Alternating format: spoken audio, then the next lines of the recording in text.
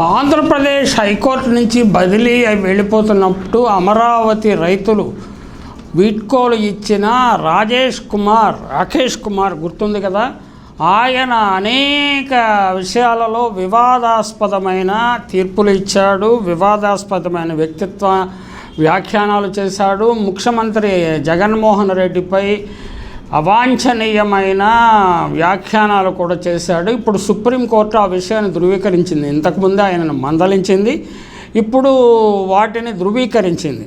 తరచుగా జగన్ సర్కార్ మరియు సీజేల బదిలీలను తప్పుపడుతూ కొలీజియం పైన విమర్శలు చేసిన జస్టిస్ రాకేష్ కుమార్పై సుప్రీంకోర్టు సీరియస్ అయింది. వ్యవస్థను కుళ్ళబెట్టారంటూ ఆయనపై గతంలోనే సుప్రీంకోర్టు ఆగ్రహం వ్యక్తం చేసిన విషయం తెలిసిందే. ఏపీ హైకోర్టులో జడ్జిగా రిటైర్ అయిన రోజున పూలు చల్లి సాష్టాంగ నమస్కారాలతో వీడ్కోలు పలికిన టీడీపీ నేతలు అమరావతి మద్దతుదారులన్న విషయం గుర్తుంది కదా.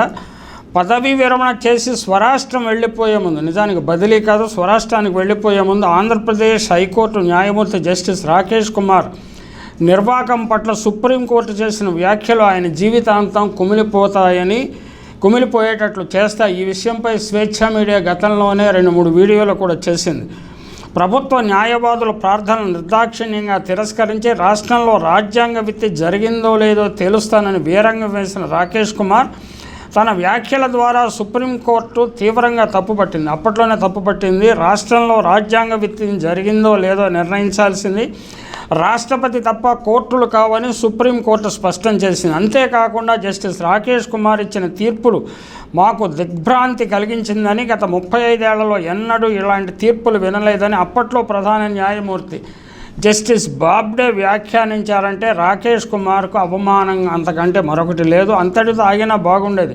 అసలు ఇలాంటి తీర్పులు ఎలా వస్తున్నాయంటూ సుప్రీంకోర్టు చేసిన వ్యాఖ్యానాలు రాకేష్ కుమార్కు అభిశంసన లాంటిదనే చెప్పాలి. జస్టిస్ రాకేష్ కుమార్ ధర్మాసనం చేపట్టిన అన్ని ప్రొసీడింగ్స్పై సుప్రీంకోర్టు అప్పట్లో స్టే విధించింది. ఏ రకంగా చూసినా రాకేష్ కుమార్ తన కెరీర్ చరమాంకంలో మూటగట్టుకున్న అప్రతిష్టగానే భావించాలి. దీని వెనుక ప్రేరక శక్తులు ఎవరు ఉన్నారు అనేది తెలుగు రాష్ట్రాలలో ప్రజలందరికీ బాగా తెలుసు. తాజాగా ఆంధ్రప్రదేశ్ హైకోర్టు న్యాయమూర్తులుగా ఉన్న సమయంలో జస్టిస్ రాకేష్ కుమార్, జస్టిస్ దొనడి రమేష్ తమ తీర్పుల్లో అటు అత్యున్నత న్యాయస్థానం, ఇటు ముఖ్యమంత్రి వైఎస్ జగన్మోహన్ రెడ్డితో పాటు రాష్ట్ర ప్రభుత్వాన్ని లక్ష్యంగా చేసుకుని అత్యంత వివాదాస్పద వ్యాఖ్యలు చేసిన ఘటనపై సుప్రీంకోర్టు తీవ్రంగా స్పందించింది. పక్షపాతంతో చేసిన అభ్యంతరక వివాదాస్పద వ్యాఖ్యలను ఆ తీర్పు నుంచి సుప్రీంకోర్టు తాజాగా తొలగించింది. ఇలాంటి అసంబద్ధ పక్షపాత వ్యాఖ్యలతో పాలనాపరమైన ఇబ్బందులు తలెత్తుతాయని రాష్ట్ర ప్రభుత్వ వాదనతో సుప్రీంకోర్టు ఏకీభవించింది. ఈ మేరకు ఆ వ్యాఖ్యలు తీర్పు నుంచి తొలగిస్తున్నట్టు ప్రకటించింది. ఈ మేరకు సుప్రీంకోర్టు న్యాయమూర్తులు జస్టిస్ బేలాయం త్రివేది, జస్టిస్ పంకజ్ మిత్తల్ ధర్మాసనం శుక్రవారం కీలక ఉత్తర్వులు జారీ చేసింది. ఏం జరిగిందంటే, మిషన్ బిల్డప్ ఏపీ కింద ప్రభుత్వ ఆస్తులను బహిరంగ వేలం ద్వారా విక్రయించాలన్న రాష్ట్ర ప్రభుత్వ నిర్ణయాన్ని సవాలు చేస్తూ హైకోర్టులో పలు ప్రయోజన వ్యాజ్యాలు దాఖలయ్యాయి. వీటిపై 2020 డిసెంబరులో హైకోర్టు న్యాయమూర్తులు జస్టిస్ రాకేష్ కుమార్, జస్టిస్ రమేష్లతో కూడిన ధర్మాసనం విచారణ జరిపింది. విచారణ జరిగినప్పుడల్లా జస్టిస్ రాకేష్ కుమార్ రాష్ట్ర ప్రభుత్వాన్ని ఉద్దేశించి రాష్ట్ర ప్రభుత్వంపై అభ్యంతరకరమైన ఘాటు వ్యాఖ్యలు చేస్తూ వచ్చారు. రాష్ట్ర ప్రభుత్వం దివాలా తీసిందా, రాష్ట్రంలో ఆర్థిక అత్యయిక పరిస్థితి ఉంటా అని వ్యాఖ్యానాలు చేశారు. అంతకుముందు అంటే జగన్మోహన్ రెడ్డి పాలన రాకముందు చంద్రబాబు నాయుడు, అంతకుముందు రాజశేఖర రెడ్డి కూడా ప్రభుత్వ ఆస్తులను విక్రయించారన్న విషయాన్ని కోర్టు గమనంలోకి తీసుకోలేదు. అలాగే తెలంగాణ ముఖ్యమంత్రి కేసీఆర్ కూడా భూములను విక్రయించారన్న విషయాన్ని పరిగణనలోకి తీసుకోకుండా జస్టిస్ రాకేష్ కుమార్, జస్టిస్ రమేష్ తమకు ఇష్టం వచ్చినట్టు వ్యాఖ్యానాలు చేశారని ప్రజలు నివ్వెరపోయారు. ఆ ప్రజలు అభ్యంతరకరంగా వ్యాఖ్యానాలు చేయటాన్ని స్వేచ్ఛ మీడియా గౌరవ కోర్టు వారి దృష్టి కూడా తీసుకువచ్చింది. ఆ వ్యాజ్యాల విచారణను గమనించిన ప్రతి న్యాయవాది జస్టిస్ రాకేష్ కుమార్ పక్షపాతంతో వ్యవహరిస్తున్నట్లు అర్థం చేసుకున్నారు. ఈ ధోరణిని ఎన్నిసార్లు భరిస్తూ వచ్చిన రాష్ట్ర ప్రభుత్వం చివరకు మీరు విచారిస్తే న్యాయం జరిగే అవకాశం లేదని, అందువల్ల ఈ వ్యాజ్యాల విచారణ నుంచి తప్పుకోవాలంటూ జస్టిస్ రాకేష్ కుమార్ను కోరింది. ఆ మేరకు పిటిషన్ దాఖలు చేసింది. దీంతో జస్టిస్ రాకేష్ కుమార్ తీరు ప్రజలందరికీ తెలిసింది. ప్రభుత్వం న్యాయబద్ధంగా చేసిన అభ్యర్థన జస్టిస్ రాకేష్ కుమార్ అహం దెబ్బతిన్నది. తనను విచారణ నుంచి తప్పుకోమనటం ధిక్కారపూర్వక చర్య అవుతుందని జస్టిస్ రాకేష్ కుమార్, జస్టిస్ రమేష్ ధర్మాసనం తీర్పు వెలువరించింది. ఇది మరింత ఆశ్చర్యకరమైన తీర్పు.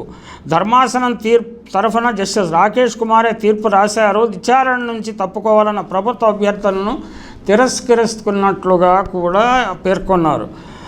ఇంతేకాకుండా ఆయన కొలీజియంపై తీవ్ర వ్యాఖ్యానాలు చేశారు. సర్వసాధారణంగా ప్రభుత్వం చేసిన అభ్యర్థన పట్ల అభ్యంతరం ఉంటే ఏ న్యాయమూర్తి అయినా ఉత్తర్వులు జారీ చేసి అంతటితో ఆగిపోతారు. జస్టిస్ రాకేష్ కుమార్ మాత్రం అలా ఆగలేదు. ఆ తీర్పు ద్వారా తన అసలు నైజాన్ని బయటపెట్టారు. ముఖ్యమంత్రి వైఎస్ జగన్ వ్యక్తిగతంగా లక్ష్యంగా చేసుకున్నారు.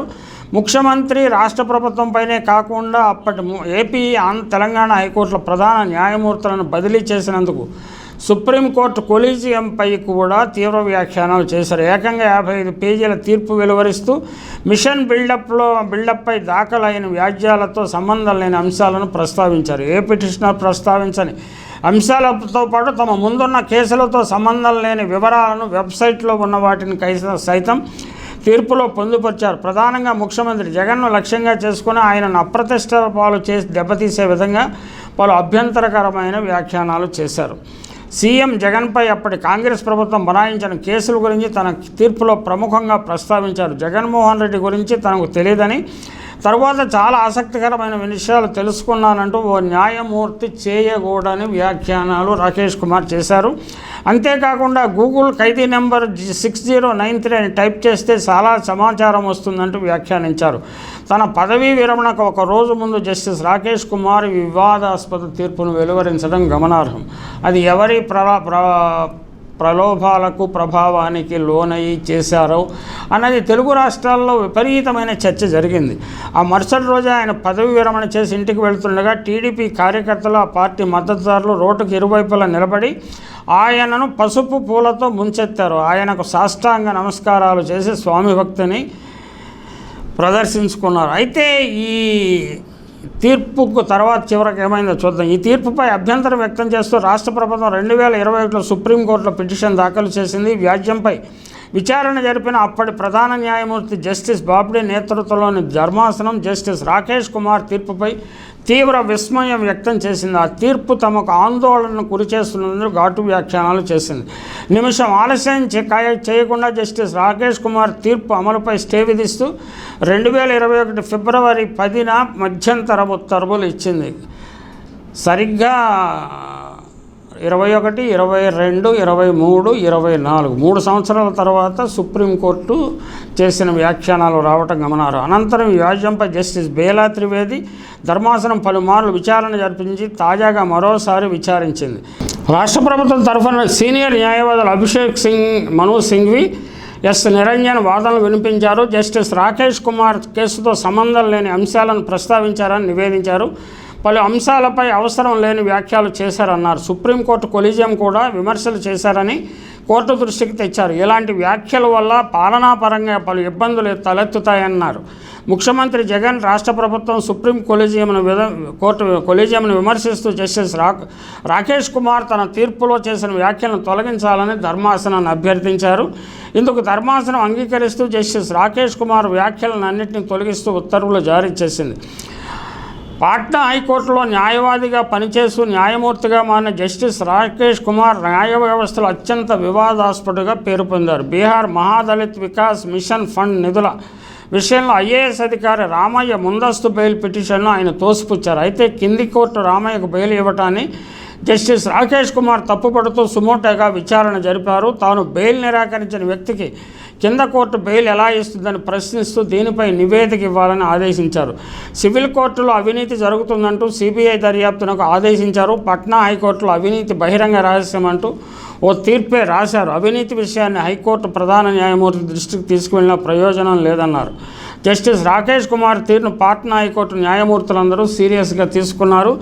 అప్పటి ప్రధాన న్యాయమూర్తి జస్టిస్ ఏపీ షాయి నేతృత్వంలో 11 మంది న్యాయమూర్తుల్లో కూడిన ధర్మాసనం ప్రత్యేకంగా సమావేశమై జస్టిస్ రాకేష్ కుమార్ తీర్పును రద్దు చేసింది. జస్టిస్ రాకేష్ కుమార్ తీర్పుపై ధర్మాసనం ఆందోళన వ్యక్తం చేసింది. అంతేకాకుండా ఆయన కేసుల విచారణ బాధ్యత నుంచి తప్పించారు. అటు తర్వాత సుప్రీంకోర్టు జస్టిస్ రాకేష్ను 2019 ఆంధ్రప్రదేశ్ హైకోర్టుకు బదిలీ చేసింది. రాజ్యాంగ విచ్ఛిన్నం అంటూ రభస ఏపీ హైకోర్టులో బాధ్యతలు స్వీకరించాక కొద్ది రోజులు మౌనం పాటించిన జస్టిస్ రాకేష్ కుమార్ తరువాత నిత్యం ప్రభుత్వాన్ని విమర్శించడమే పనిగా పెట్టుకున్నారు. చిన్న చిన్న కేసుల్లో కూడా ప్రభుత్వాన్ని ఉద్దేశించి తీవ్ర వ్యాఖ్యలు చేశారు.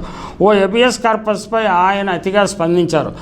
రాష్ట్రంలో రాజ్యాంగ విచ్ఛిన్నం జరిగిందంటూ విచారణ చేపట్టారు. పలు సందర్భాల్లో డీజీపీని ఆక్షేపించారు. రాజ్యాంగ విచ్ఛిన్న అంశంపై తీర్పు రాసే అవకాశం కనిపించకపోవడంతో ముఖ్యమంత్రి జగన్ను లక్ష్యంగా చేసుకునేందుకు మిషన్ బిల్ట్ కేసును ఎంచుకున్నారు.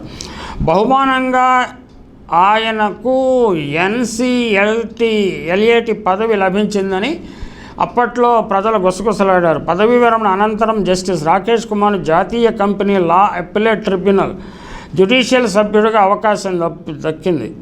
ఏపీ హైకోర్టు న్యాయమూర్తిగా ఉన్నప్పుడు ముఖ్యమంత్రి రాష్ట్ర ప్రభుత్వం విమర్శలు చేసినందుకే ఎన్సీఎల్ఏటి పదవి దక్కిందన్న న్యాయ వ్యవస్థలో అందరికీ తెలిసిన విషయమే. అప్పుడు ప్రధాన న్యాయమూర్తిగా వేరే ఒక వ్యక్తి ఉన్న విషయం కూడా తెలిసిందే. ఎన్సీఎల్టీలో ఆయన వివాదాస్పదంగా వ్యవహరించారు. ఏకంగా సుప్రీంకోర్టు ఆదేశాలను ఉల్లంఘించారు.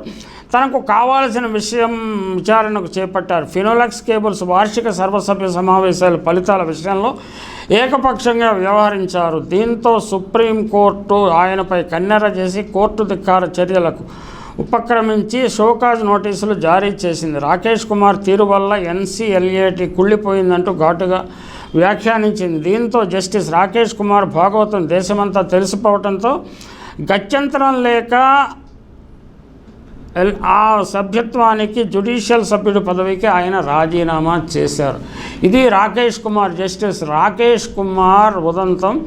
అంటే రాగద్వేషాలకు అతీతంగా ధర్మదేవత కనుసన్నల్లో వ్యవహరించాల్సిన న్యాయమూర్తులు దారి తప్పి వ్యవహరిస్తే చివరకు పర్యవసానాలు ఎలా ఉంటాయో రాకేష్ కుమార్ ఉదంతం స్పష్టం చేస్తుంది.